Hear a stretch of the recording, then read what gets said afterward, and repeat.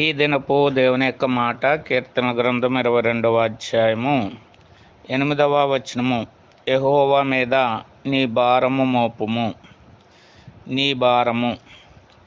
మానవుడు లోకములు అనేకమైనటువంటి భారములు కలిగినటువంటి వాడుగా ఉన్నాడు. ఏ భారమైనప్పుడు కూడా అది మన దేవుని మీద మోపినప్పుడు వాటన్నిటి నుంచి మనకు విడుదల కలిగించేవాడుగా ఉన్నాడు. మన భారాలన్నీ తొలగించేవాడుగా ఉన్నాడు. కారణం ఏంటంటే ఆయన పేరు యెహోవా, అనగా నేను ఉన్నవాడును అనేటువంటిది దేవుడు.